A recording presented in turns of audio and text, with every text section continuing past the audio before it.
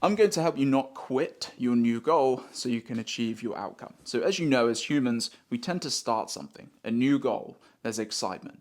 But we tend to quit something as well when things get hard, because if something is discomfort, no, it's not the right word. If there is discomfort towards a goal, towards something, the brain perceives that as danger and says, hey, let's not go there. You need to quit that goal. You need to quit that thing. But today, I'm going to help you actually stay the course so you can achieve some level of success towards that goal. So let's say your goal is, let's just say your goal is fat loss. Now the orange is going to represent the linear path, not linear, it's definitely not linear. It's going to represent the path towards this goal. So we can all agree that at the start of a goal, when you start working on it, my chalk is just broken, there tends to be an acceleration of excitement, right? So when we start, there tends to be exciting emotions. Oh, I'm going to start at the gym. I'm going to do this new way of eating. I am going to do this new stretching routine in the evening. So your brain says, hey, this is cool. This is exciting. And lets off those, feel-good hormones of, let's go. I am ready. I am motivated. Now, as you know, there tends then, maybe about 2 weeks, 3 weeks in, maybe even a week, that level of excitement peaks and then drops. Now, before I go on with this, I want you to visualize the last time you got something material, something that you bought which was exciting. Maybe it was new clothes, a new phone. For the first week, what did it feel like? It felt great. You have this new phone, I've got these new set of clothes, I've got this new thing. But then after 2 weeks, 3 weeks, 4 weeks, what tended to happen? Your brain got used to it. Your brain went from, I've got this new iPhone, to, oh, I've just got this iPhone. Because we got used to it. And this is called hedonic adaptation. And I'm going to write it down in case you want to take any screenshots so you remember the words. This is called, like I said, hedonic adaptation. I mean, we can shorten it down to just, let's call it HA.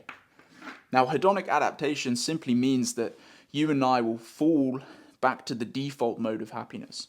We got the new iPhone, exciting. The peak. The iPhone wears off, hedonic adaptation kicks in, we fall back to, oh yeah, I've got the iPhone.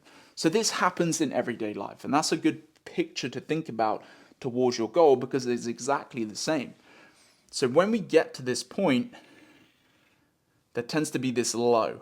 I think in the startup world, they call that the valley of despair, but we're not going to call it that today. We're going to say this is where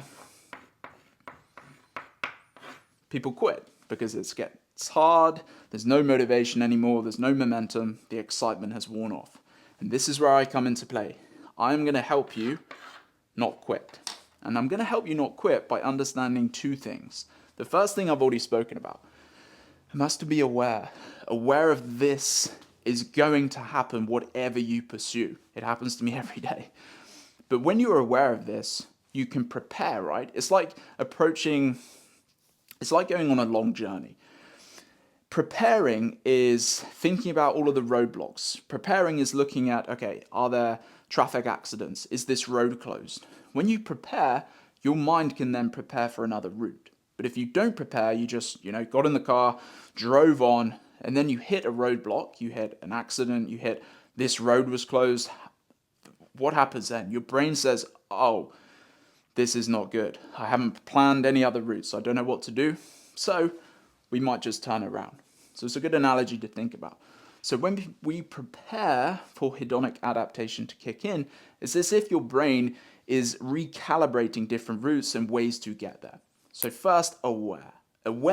When you're aware of something, you can change something, right?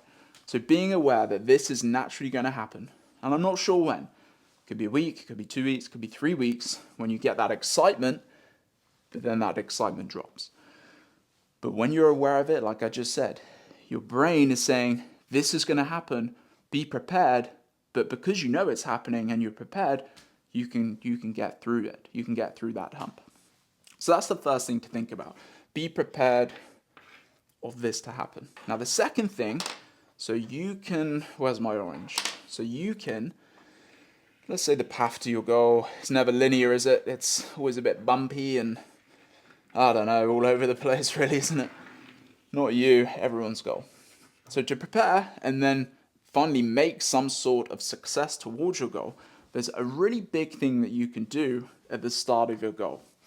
And that's to be consistent over intense.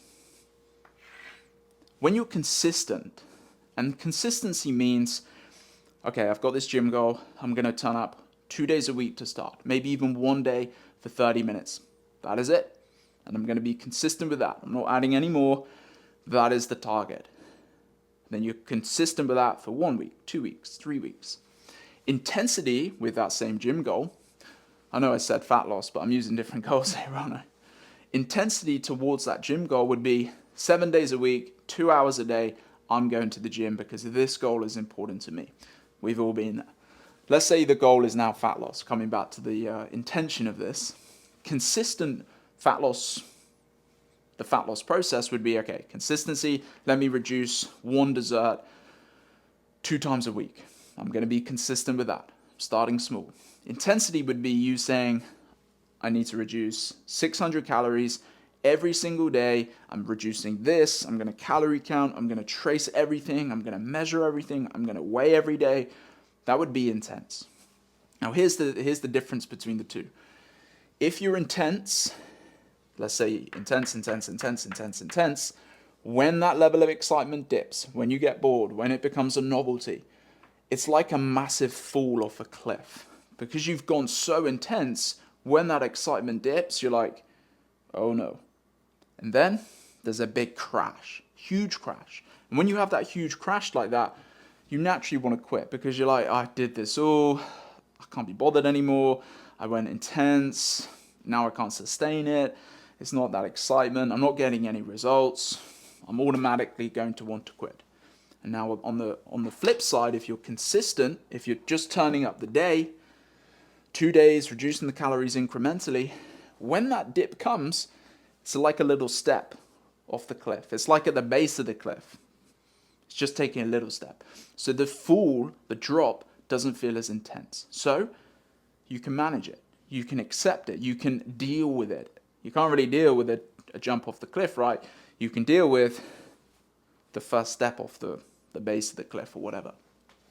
And therefore, when this happens, you're like, okay, well, I'm not feeling that motivated right now, but I have just been doing my day, and I have just been reducing my calories a little bit, so I can probably maintain that. I can probably stay consistent with that. Then something very cool happens. If you just keep going and get through this hump, what happens? Your level of excitement, your level of motivation, momentum, acceleration increases. And what happens then? That's when we can add another day at the gym.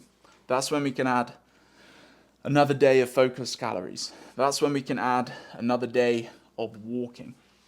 But first, to get to this point, you have to go through these steps. You have to be consistent, what you can manage at the start. You have to be aware that this is going to happen. And then when it does happen, you've made the steps already. You haven't gone super intense for this drop to feel severe. Then you're thinking, okay, well, I've managed what I could so far. I feel all right about that. Let me just keep going because I can manage it. I haven't gone intense. Then that will happen. Then you can build intensity. Consistency over intensity. And then you're going to meet other roadblocks. Things are going to happen here. Life will happen. It's never a straightforward path, right? But to get past that first initial I want to quit stage and to actually get to this point, then go through those steps. Awareness, be consistent, accept this will happen, but because you are consistent and not intense, you can pick yourself up. You can manage the dip, and then you can carry on. And then when you get through that hurdle, you can add more intensity. And this might be another post, but for now, I don't want you to quit at the start. To go through them 2 points, and you won't quit. Hope that was helpful.